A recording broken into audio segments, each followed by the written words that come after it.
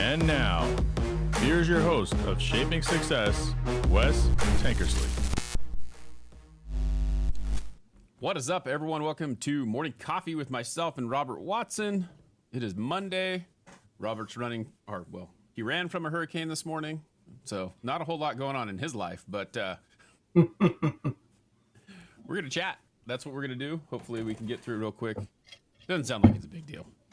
Maybe it is, and I don't know. Some people make it less of a deal with something that's a big deal, right?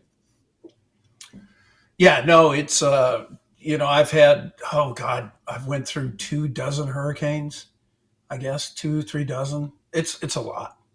All the way from category 1 to category 5. And, it is what it is. Yeah, and it's not a big I've only left once or twice. So.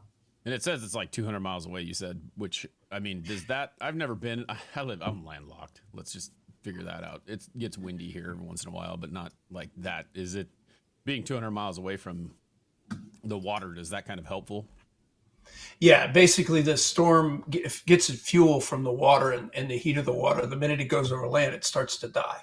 Uh-huh. And so when you're 200 miles inland, it's going to be a category 1 hurricane when it hits land. It's going to be a tropical storm by the time it gets to me. It will be a bad weather system by the time it hits Louisiana and Arkansas. All right, good deal. You're going to be fine. And you ran already. Yeah. Yes. You mean you prepared for a hurricane to run? Of course. I've had to run every day for a gazillion years. So, yeah, everything, you just have to work around it. I've ran through the rainstorms too. Not the best in the world, but it is what it is. Yeah, well, I decided that last night I was looking at my phone and it died on me while I was looking at it before I went to bed, and I stuck it on the charger, thinking, it'll just turn itself back on once it's got charge, and woke up at 4:45, which is about 30 minutes past my wake up time, and it's been kind of interesting because I took last Friday off, so I've basically been off of work for the last 5 days.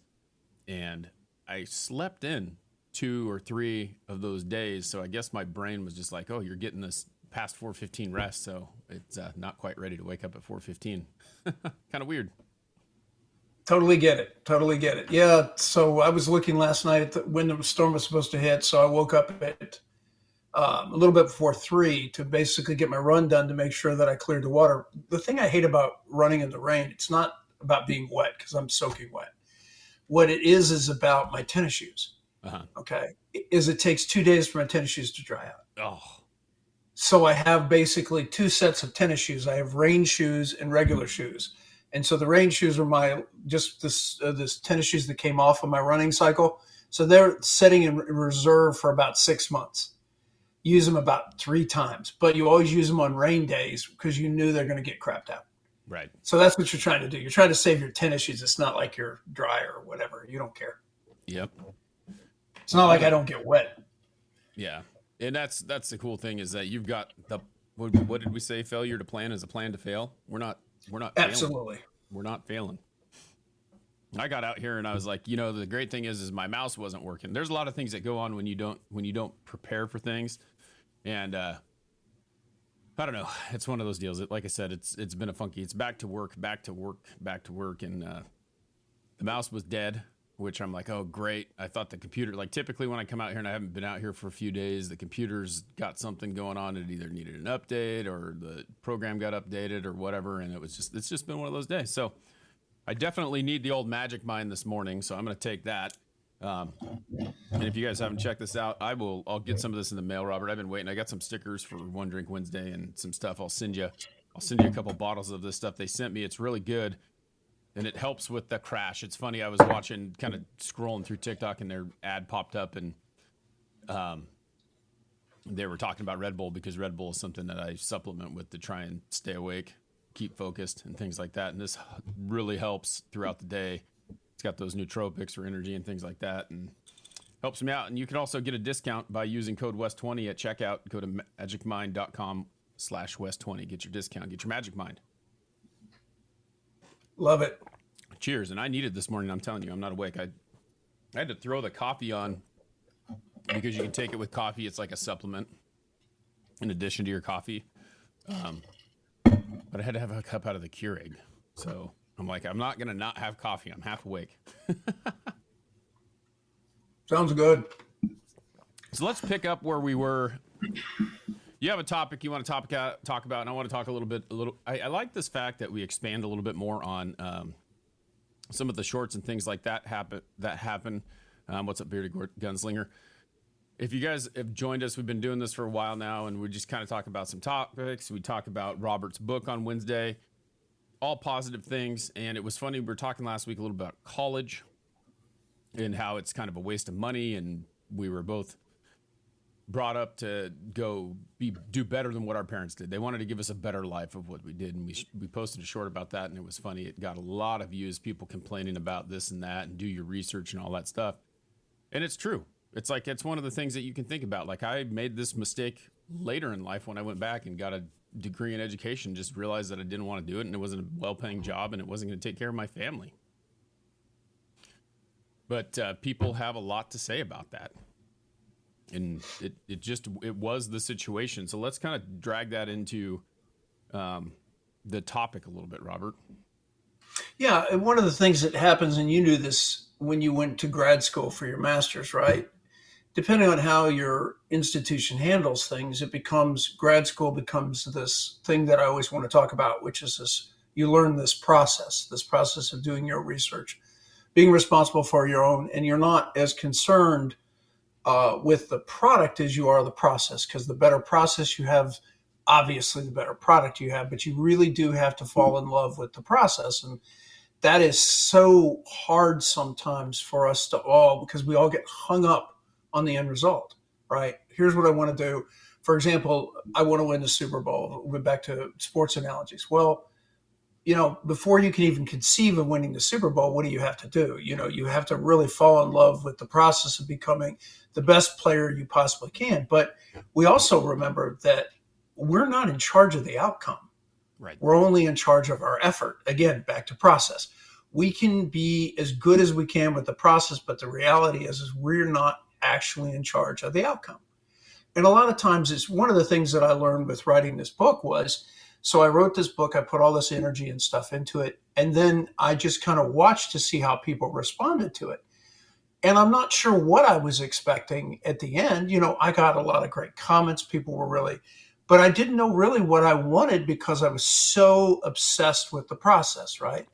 So when the outcome came, it was kind of anticlimactic. Oh, the book's out, and I'm kind of like, oh yeah, okay. But I put 2 years of my life into that. So that was really a lot of process. Then one day it was like, oh, it's out. Yep. It really does. You begin to realize how important the everyday grind is to you, that you love it. Because if you don't love it and you don't really get into it, it's going to be really hard to get yourself motivated. And some of the time, especially for me, I've had a lot of goals this year already, right? I finished my master's. I wrote a book. I finished my other book. And so I'm starting to check off big things on my wish list or big things on my bucket list. And I'm like, oh, crap. I need more processes. I need more things to do, because these are things that have been, in my mind for 3, 4, 5, 6, 7 years. They're things I've always wanted to do in life, but they're things that I have lack of a better word, obsessing about for the last couple of years. Now they're done. So now I need more processes that I love. So this is really difficult sometimes when you say, what do you love? What would you do for free? Right.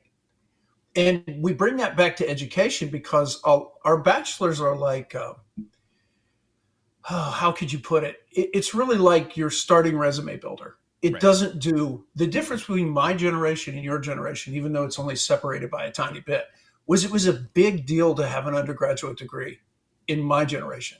Yep. It's not such a big deal for you. Right. Now you almost have to have a master's.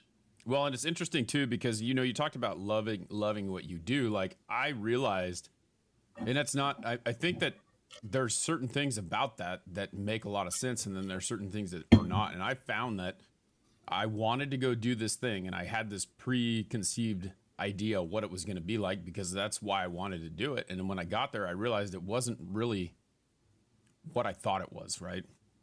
And so doing something for the love of the game or for because you love it doesn't always necessarily give you what you want. So you have to find a different way to do it. And just because I had a degree and I loved teaching, it wasn't enough for me to go do it because I didn't make the money that I needed to support my family, and I had to find a different outlet. So it doesn't always look like what you think it's going to look like either. And you can research that process all you want, but now I get the opportunity to teach here, right? This is my outlet. So I'm helping people here, helping them and teaching them doing this instead of that, but I also have another job where I actually make the money that I need to make in order to survive. Yeah, I think that's really, really tough for people to come to terms with. But you love being a teacher. This is what you prepared for. You thought it would look like X, but it's going to actually look like Y. You're still a teacher. But here, the one thing we do have to point out from a society standpoint, what a loss to the teaching profession. All the teachers that have to leave because they can't make the bills. Right. So now we've actually said something where we're admitting that the best and the brightest don't stay in teaching. Yeah. Okay. That's sad because that's your capital stock of humanity. That's our kids. Yeah. I want our kids taught by the best and the brightest. Now, when you get to the college level, right, of course, especially in grad school, who are you being taught by? You're literally showing up to these institutions to be taught by the best in their field. Specifically, you're going to that school because of the faculty. Right. So you're literally trying to get to people that are published who are accepted by your peers. So you're literally seeking that out. But we have to get real about from 1 to 12. Right. The best and the brightest are not teaching our kids. That's not to take anything away from the teachers. It's to say that there's a lot of talent walking out the door. That's the key. Yeah, and I'm going to have to look, like in Idaho, it's one of those deals where there's so many people walking away from teaching that they're actually starting to do like emergency credentials for people. Like there are people who do not have degrees can go in and actually teach until they have enough hours that they deem to be a teacher. So now are you getting those people who have gone and learned all the curriculum needed to know in order to do that? And I think there's a certain side to both of it, because I feel like, do they need that or do they not? Can they learn it on the fly? Can they learn it on the job? And in my mind, on the job training is way better than sitting in a classroom listening to someone talk about it, but you don't learn all the things that you do when you go. So like there has to be some schooling. There has to be a little bit of schooling, at least, or you better have a really good mentor teacher, because you're not going to know the things you need to know to take care of the job. Yeah, and it was interesting because I saw that program and I was thrown. The Oregon also has it, that intermediate credential thing. Yeah, and it really threw me because I was going, "What do you mean you're still going to school?" Wow. Okay, I hadn't heard of that. Things had caught up with me, and I realized once again, what are you doing? You're basically saying that you're driving people away from key components in our society. Firemen, police officers, teachers. These are core components to our society, right? They keep us safe. They educate our kids. That's one of the things that's broken when the incentives in society are not to put the best and brightest in key positions. That's a mistake that society's making. Right. And that was very different in, again, going back to my time, a teacher way back when I went to elementary school could live very well on a teacher's salary. Yeah.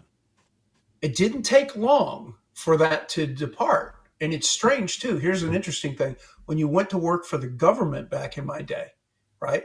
No one did. Why? Didn't pay. Now look what pays. Mm-hmm. Teachers don't pay and government does. Right. Ooh, I'm not sure what that says about our society, but I think we might want to give a look at it.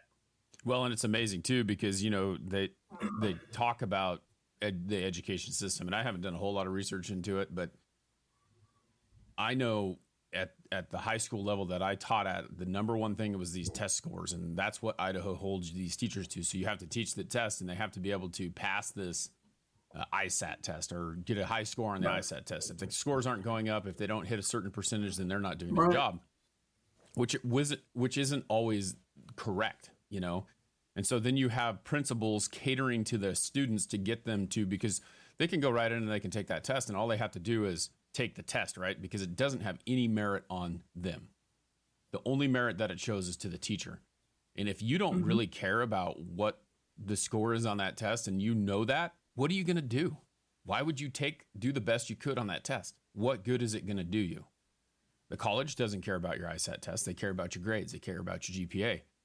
And so we have these guys, we call them happy clickers, because they just walk in there and they click through the test and they take it in like 5 minutes and then walk out, go back to their class.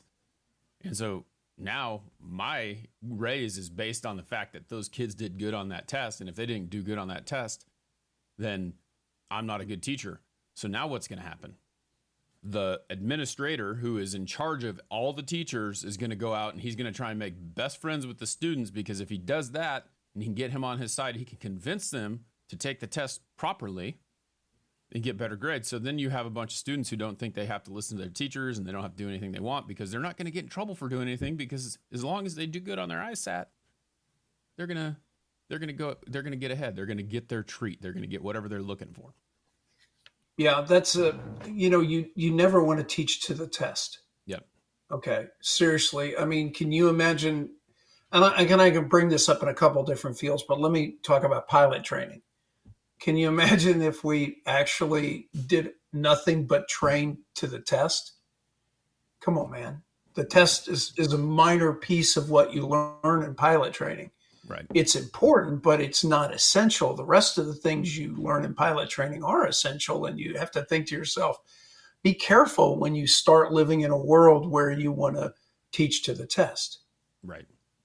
Yeah. So this is one of the things as a society we kind of have to begin to dissect and break apart and say, hey, are we doing what's best for our?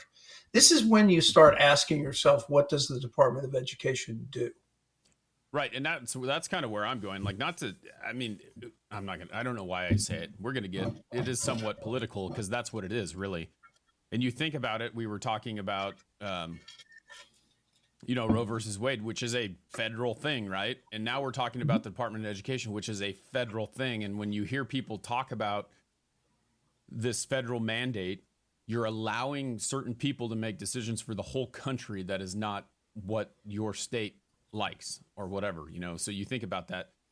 If California has like 38, I don't know how many, they have a ton of freaking delegates, right? So they're all making that decision for that state, but they're also making it for the whole country. So when it comes down to the election, the decision is made by California and Florida.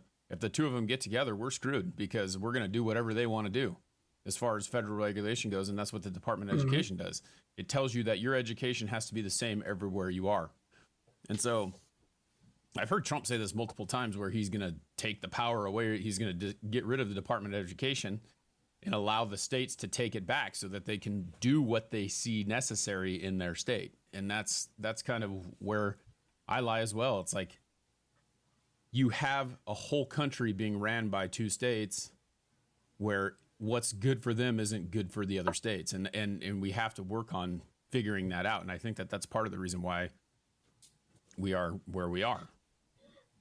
One of the challenges now, again, I'm not trying to give hard and fast statistics, but this is one of the things you look at. Department of Education, when it was formed in the 70s, we were top 5 in math and science in the world. Top 5. Yeah. I think we're 24th or 27th in the world.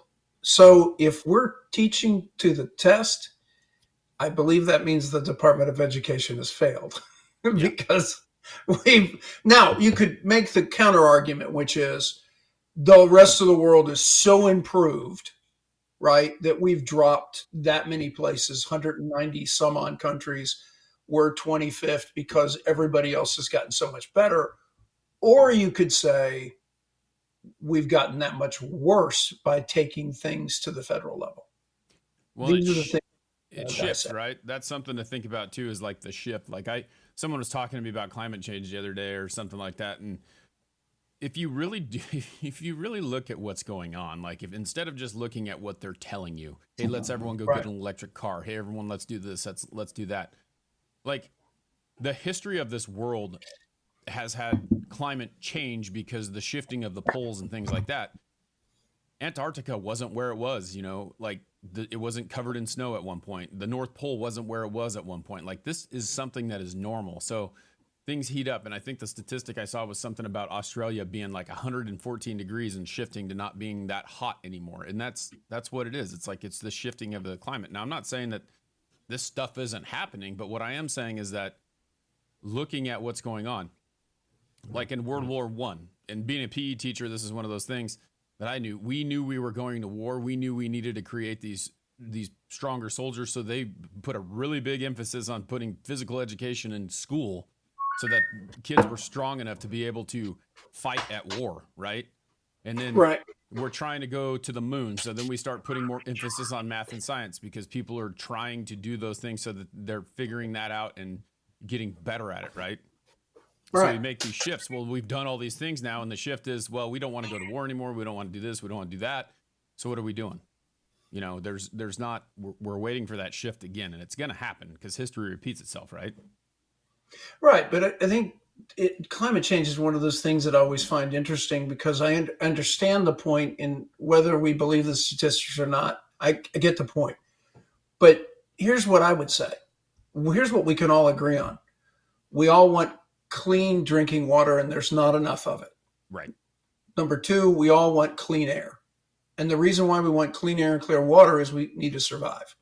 So if we were basically to say there are three major facets that we need to do for reforming the way we live with our planet, we need to stop polluting the ocean. We need to do better with our drinking or potable water, and we need to do better with our air quality.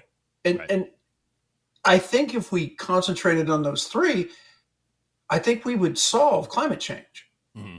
But we would do it in such a manner where there wouldn't even be a debate. We would be like, well, Wes, you want clean air? You're like, yeah, I do. Well, here's what it's going to take. Oh, okay. Well, let's start moving that direction. Right. Right. And that's what I think where the struggle is you come up with these grandiose programs that make absolutely no sense to me because we sit here and argue about statistics. But listen, we don't have to argue about clean air. We can see it. You literally can look at, especially as a pilot, I can see the smog layers over major cities. Mm-hmm. And I can see that they've grown over the years. Okay. Literally. So like, for example, over Houston, it used to be I would encounter the smog layer, say 20 miles out. Now I'm encountering the smog layer 30 miles out. So guess what that means? It's grown. Yep. Right. So what do we need to do to increase the quality of air? Let's worry about, no. Let's worry about that. What do we need? Take more cars off the road. Okay. What's that mean? Better mass transportation. This is not that complicated. No. We need better quality water. Boom. Did we need to do this? We need to do that. These are pretty simple things we can all agree on. We don't have to fight about things. Right. And that's what really is so interesting is we were talking about politics, and that is we actually agree on most things if you break them down to the simplicity. Like if we said, we want better teachers in our schools. I'm not picking on the current teachers. Yeah. I'm just saying we want better quality all the time. We want the best and the brightest teaching our kids. If we say that's one of our priorities, then can we look at our tax situation in such a way where we don't have as many administrators in the school districts as we do teachers? Right. Can we realize that that's gotten really out of balance and maybe regulation at the federal level has caused that? So let's kind of unpack all this stuff like climate change. Let's unpack it all and say, what do we want? Clean air, clean water, great teachers, great firemen, great police officers. These things are pretty simple. Yeah. But the way they put them together makes, again, back to process. The way they processed them together is they're saying the goal here is that the climate doesn't get hotter. And I'm like, okay, but I just want clean air and clean water. Yeah. Can you give me that? Well, I don't know. Well, then, I want better teachers. I want a man or a woman who wants to make a decision for a lifetime to be a teacher. I don't want them to be able to afford a house. What does that mean? Yeah. Right. How are you going to make that happen? How are you going to make that happen? Yep. Right. You In gotta every state. Right. Yeah, there's a lot of things that need to be fixed, and that's, I mean, that for me personally, that's the main reason I got out of it, because there wasn't that emphasis, and you can see the shift here too. Like, luckily, I quit the year before COVID, and then coming into that COVID year, I saw a lot of those changes as well, which you see. The public education system, I know charter schools and magnet schools and things like that are public, but they have more emphasis on other things. And now they're shifting out of that, and they're having all these kids are being homeschooled because their parents don't think their kids are getting what they need to get from regular public education, Right. or they're going to a charter school, or they're going somewhere different. I, for one, don't want to send my kid to the school that's right here, right next to my house, because I don't like the fact of the way that they do things. And it's because I taught there. So it's a tough thing. Yeah. And I mean, I think that it's realistic, and we all have to face that. We start looking at buying our house as a function, and my parents did. I mean, this is way back. My parents looked at the house based upon what school district it would be in. Yep. So real estate values, right? You see a pocket that happens to go to one high school, right? Mm-hmm. Because what you're trying to control is you're trying to control the elementary and junior high and the high school, right? All in one thing. So you're trying to get that piece of real estate that gets you the best. Come on, really? We should be in a position where we're looking across the board and we say, listen, we're going to have good quality everywhere. Yeah. And that's not what we've got. So that's what we need to change, just as much as we need to change clean air, clean water. Yep. These are things that make a difference. I mean, you know, it's so interesting. The three things that you and I are talking about today are not even discussed on the campaign trail for president. Nope. Not a word. You don't hear that. You hear, like, I'm going to mandate this, I'm going to mandate that, I'm going to mandate this, I'm going to mandate that. And they don't, there are things that are important to everyone, and we never really hear anything about it. No. So good conversation as usual, Robert. Thank you very much for hanging out. We will be back on Wednesday. We're going through the book on the most current chapter. We'll talk about that. Look forward to it. Check out Magic Mind. Head over to Magic Mind to get a 20% discount or 48% off your first subscription at http://magicmind.com/west20 for your discount code. Until next time, I challenge you to find the shape of your success. Have a marvelous Monday, guys. We'll see ya.